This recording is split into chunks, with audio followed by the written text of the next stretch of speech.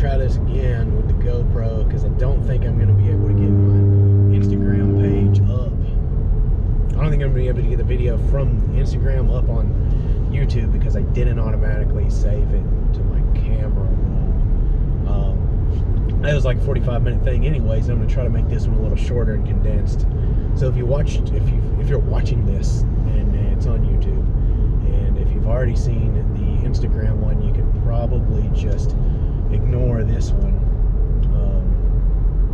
Oh my God, people cannot drive. Yes, it's a cop. It's a cop from Etowah, Georgia. He's not going to pull you over. Oh my God. I'm dying. Okay, get it together.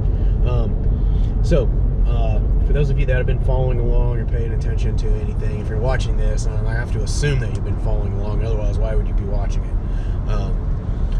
So I mentioned on my story this morning on my way when I was running the gym that I would do, if I got the yes votes, then I would go and do this again.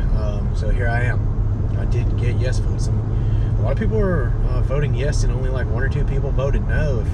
If you don't want to see the YouTube video, it's not, like I said, it's not, these videos are not going to replace my podcast. I just didn't bring the podcast gear with me on this trip. I'm going to put podcasts back out on these same topics, so I'm not taking anything away. So it's kind of confusing why somebody would vote no. If you don't want to watch it, don't. That's okay. Or, you know, at least reach out to me and tell me why you chose to vote no on whether or not I continue to put content out while I'm on travel. So I took the run to the gym, and then I spent the day in my leadership course again, and you know, now I'm on my way. I'm gonna sell my Bronco this weekend and take care of some business and get ready to go back to the island for a very long time. I don't think I'm gonna leave the island again for a while. So one of the topics, there's 3 that I'm gonna cover today in this video, and I might just do 2 of them. I'd say I got a few topics to cover, and it might become 2 videos. The first one is commitment. In the leadership course, you can probably imagine that's coming from an area of professional development.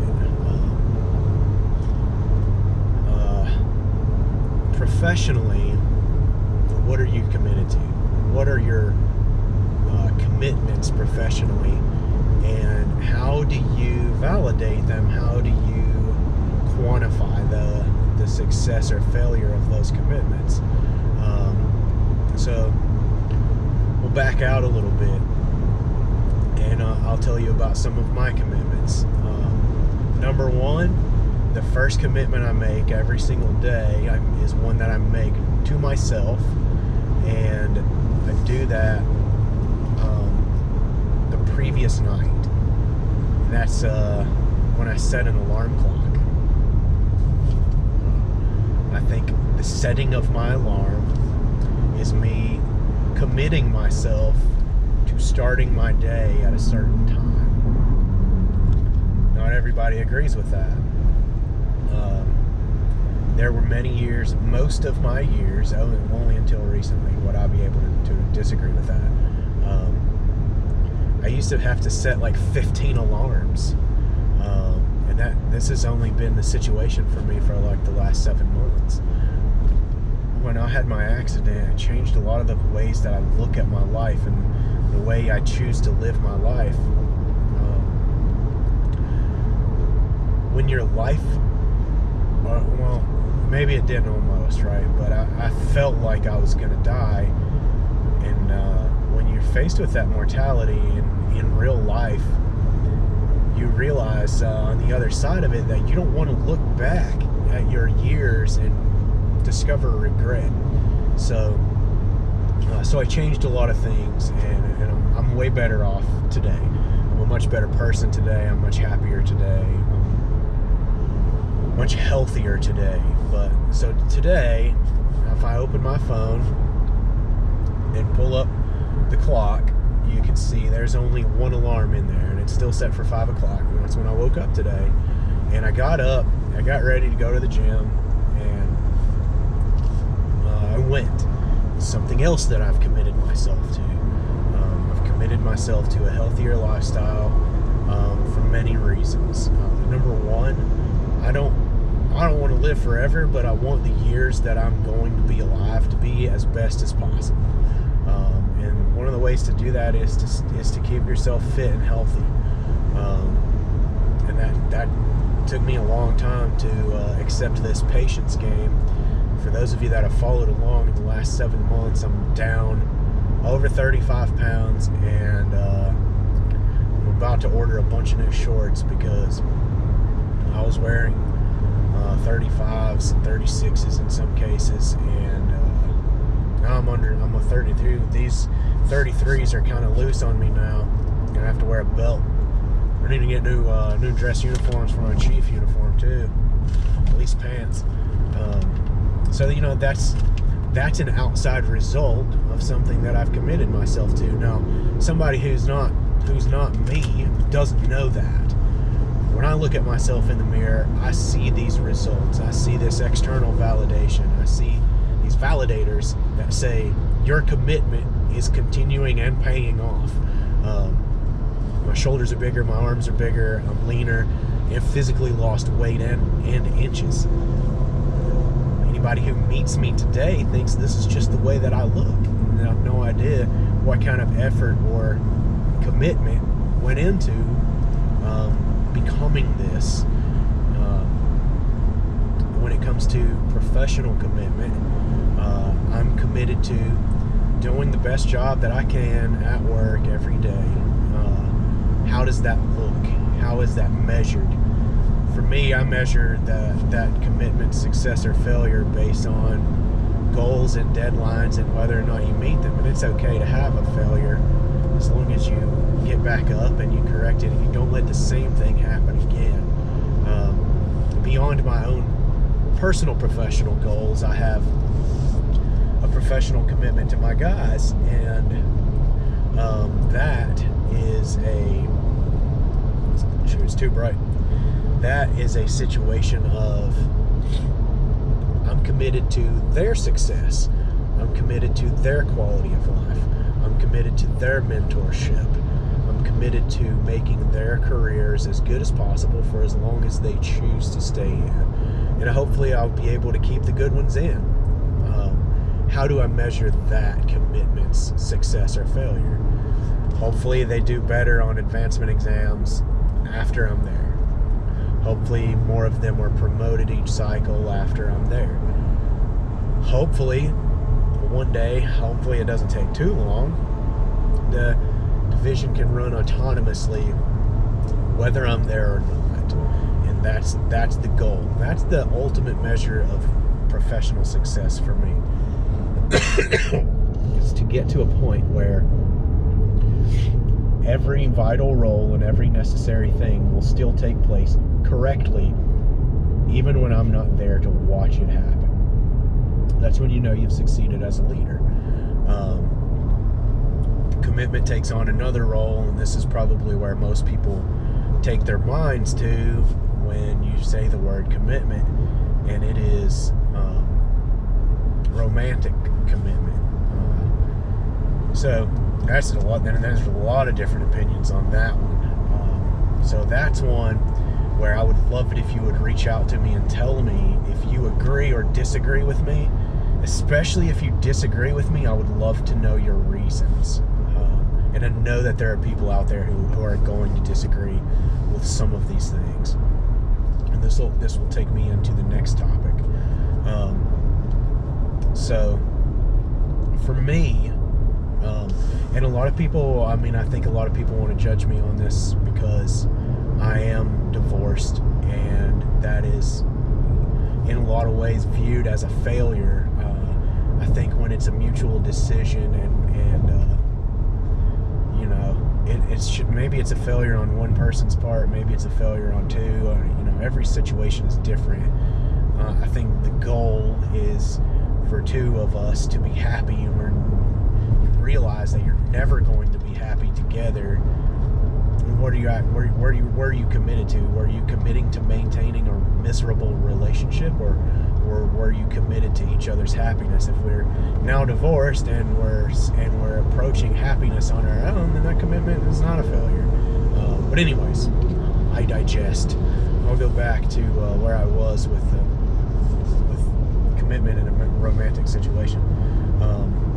For me, if I am going to have a girlfriend, that for me is the same. It's the same characteristics of commitment as if she were a fiance or a wife. And I don't mean that the relationship is at that same level of seriousness immediately. I mean that my level of personal, physical, emotional, mental, and romantic commitment is the same. So that means if somebody's going to be my girlfriend, I'm not going to cheat on her. And this is like, so for me, the definition of cheating is I'm not going to have sex with somebody else. I'm not going to kiss somebody else. I'm not going to go out on a date with somebody else. I'm not going to share my vulnerabilities with somebody else. And that's all I want in return. If you're going to be my significant other, my girlfriend, I don't want you to go on a date with somebody else. I don't want you to kiss somebody else. I definitely don't want you to have sex with somebody else. And I don't want you to share your vulnerabilities with somebody else. And I'll touch on that a little bit because I think that portion deserves a little bit of an explanation, right? There are situations where I'll share things with other people. My dad, I feel like I can talk to my dad about anything. So that's what it is, right? It's a familial relationship that I'm going to share those feelings with. I'm not another woman. I'm not going to go to one of my woman friends and share my feelings or about my vulnerabilities, because I believe that's at a level of intimacy that belongs only to my significant other, girlfriend, fiance, wife. Okay, and that's something that I want in return. And I'm not saying your significant other should only share things with you. That's not reasonable, right? Especially in like that line of work that I have.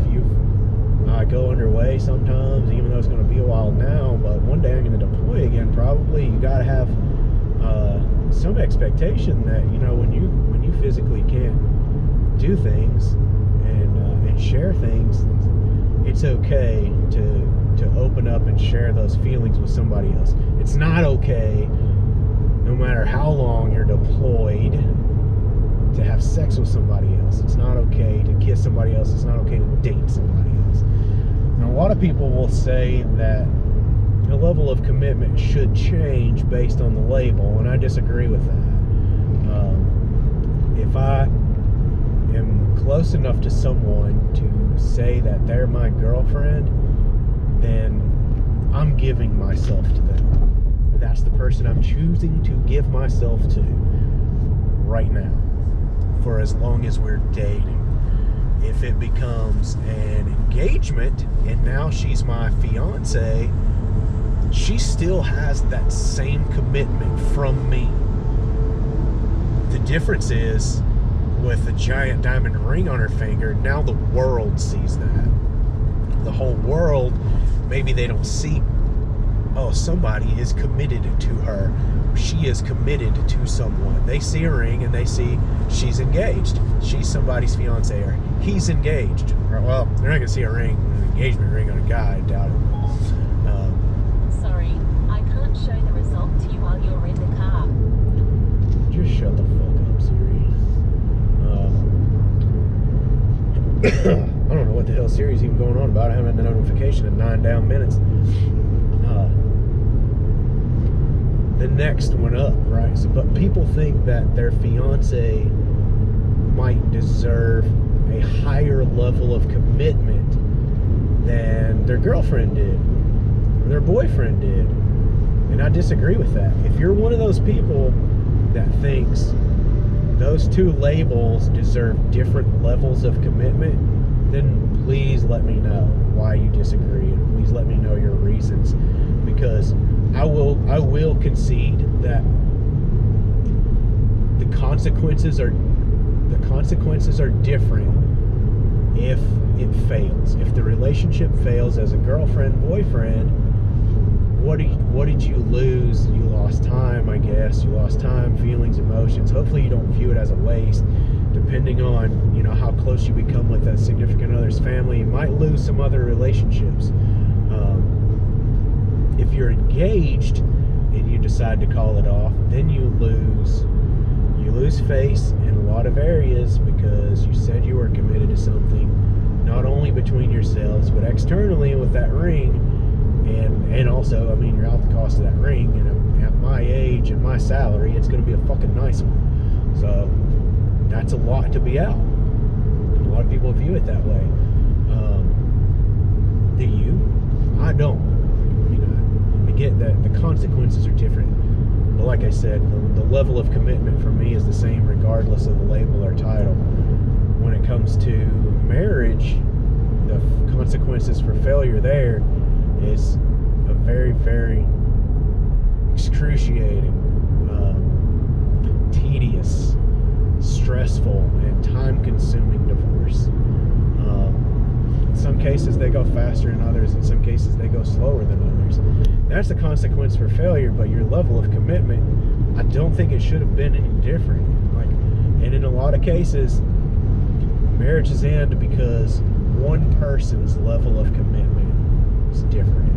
And that's the thing, right? If you're going to be successful long term, you can teeter-totter over who's providing what. And I'm not talking about money. I'm talking about the other things that are required for stability in a relationship. Maturity, the ability to have healthy discussions, mutual respect, love. It's okay if you're at different levels. I mean, pretty much throughout the entire relationship, as long as you're both chasing the same end goal, right? As long as you both see the same light at the end of the tunnel, if that's what it is, if it's a light for you, you both have to see that. And that's a discussion that you need to have. You need to have sooner or later. And I'm not saying like that you need to have it even in the first 6 months, but